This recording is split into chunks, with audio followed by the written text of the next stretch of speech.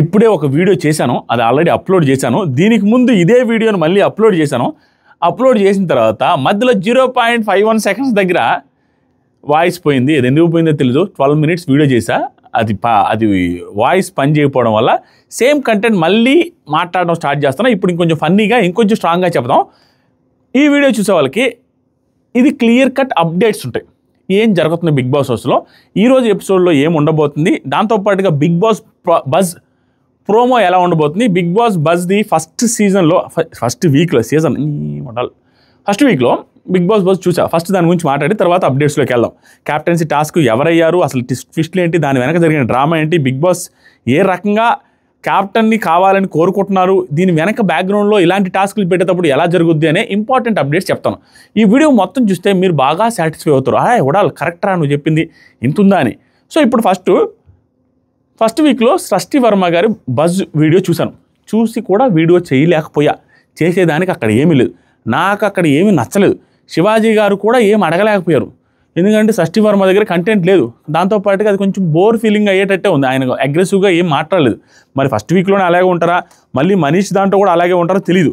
ప్రస్తుతానికి మాత్రం శివాజీ గారు కొంచెం అది డల్గానే ఉంది.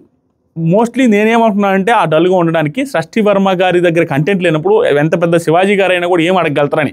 యాజ్ ఆఫ్ నౌ అది 20 నిమిషాల ఫుటేజు, 17 నిమిషాల వీడియోని చూసి కూడా నేను రాసుకొని కూడా వీడియో చేసే అంత స్టఫ్ ఏమీ దొరకలేదు. కానీ మనీష్ రిలేటెడ్గా, ఇంగ్లీష్ ద్వారా రిలేటెడ్గా కొంచెం ఇంగ్లీష్లో కూడా మాట్లాడి శివాజీ గారు కౌంటర్లు వేశారు అనేది టాకు టూ గుడ్గా ఉంటుందంట. ప్రోమో మాత్రం చాలా బాగా వచ్చిందంట. ప్రోమో ఒకటి నైట్కి వస్తుంది, మీరు చూడండి. దాంతోపాటుగా ఎపిసోడ్ ఎట్లా ఉంటుందంటే, టీవీలో మన బిగ్ బాస్ అయిపోయిన వెంటనే బిగ్ బాస్ బజ్ ఎపిసోడ్ వస్తుంది, అది కూడా మిస్ అవ్వద్దు. నేను మోస్ట్లీ అది చూసి చేస్తాను కూడా.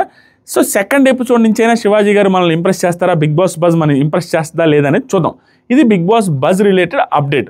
మనోడు మనీష్ గారు ఎలిమినేషన్కి రీజన్ వచ్చి ఒకటే, ఓవర్ థింకింగ్, హై అనాలిసిస్, మొత్తం ఓవర్ థింకింగే.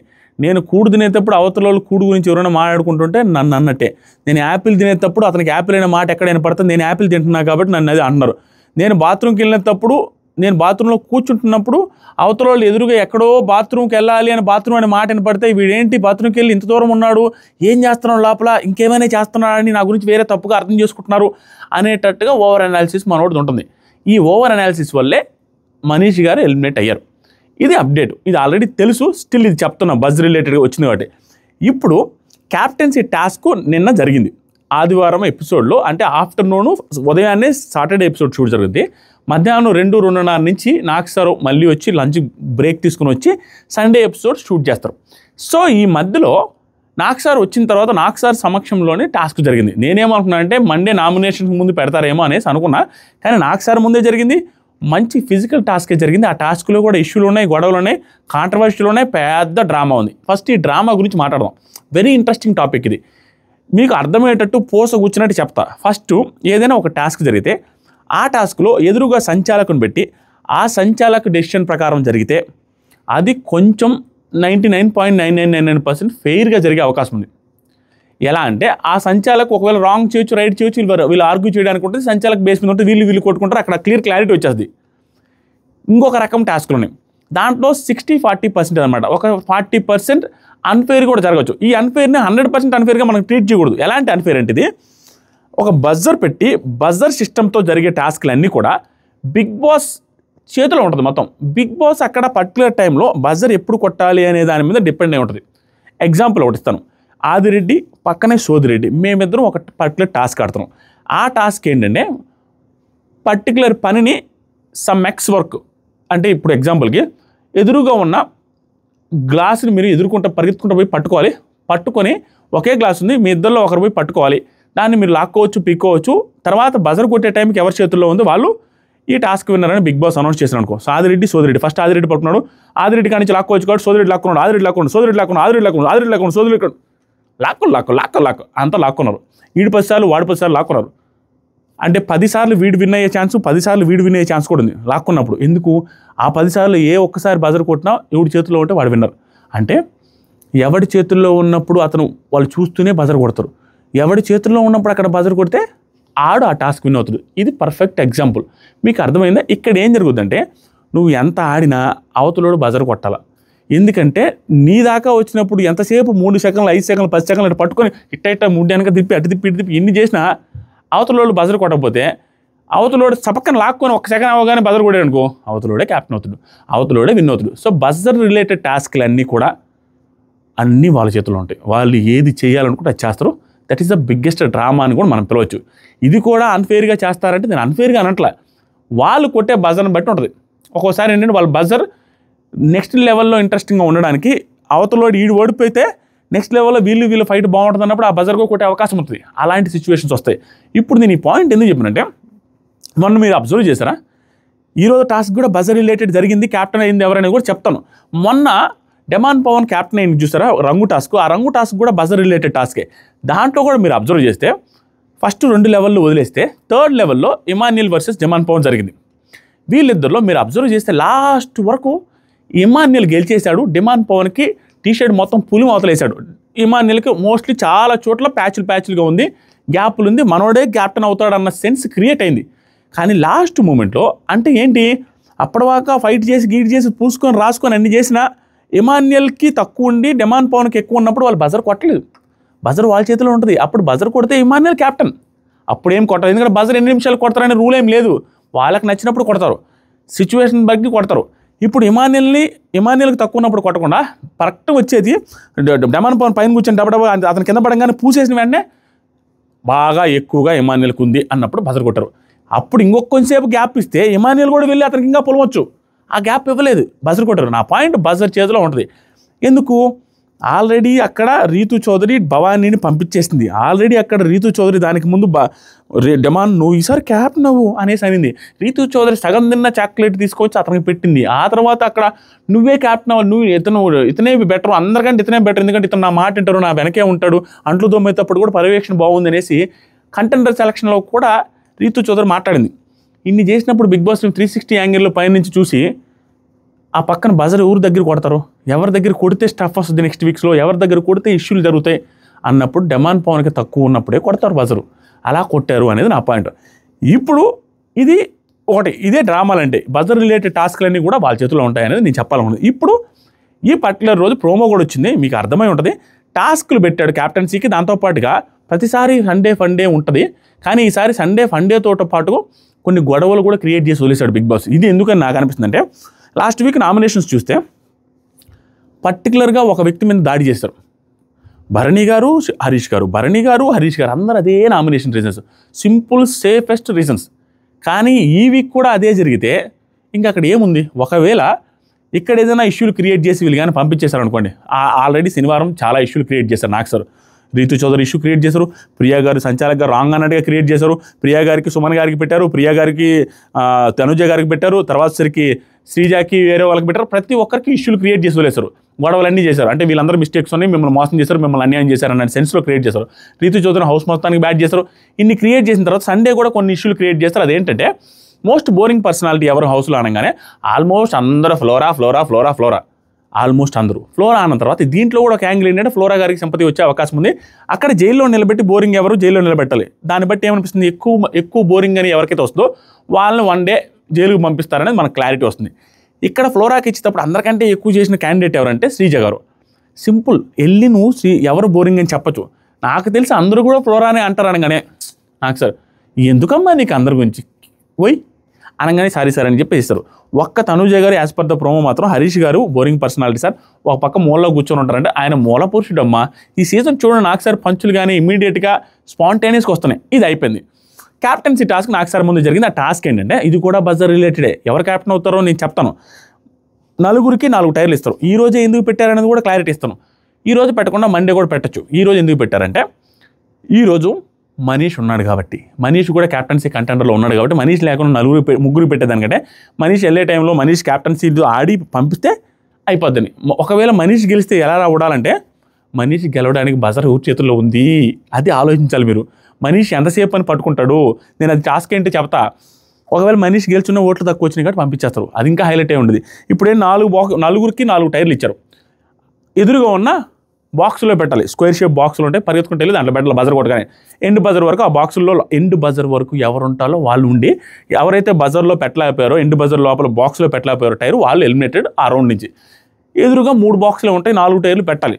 పరిగెత్తుకుంటా పోయి 3 పెట్టేస్తారు. ఎండ్ బజరు చాలా లేట్గా వస్తుంది. ఇంకా వీళ్ళు లాక్కుంటూ పీక్కుంటూ ఇసిరేసుకుంటూ వీళ్ళు వచ్చి రీప్లేస్ చేసుకుంటూ ఉంటారు. స్విమ్మింగ్ పూల్లో టైర్ వేస్తారు. ఆ టైర్ తెచ్చుకునే దాకా కూడా ఆయన ఇప్పుడు స్విమ్మింగ్ పూల్లో టైర్ వేస్తారు, వీళ్ళు 3 పెట్టేస్తారు. బజర్ కొడితే అతను ఎలిమినేట్ అవుతారు.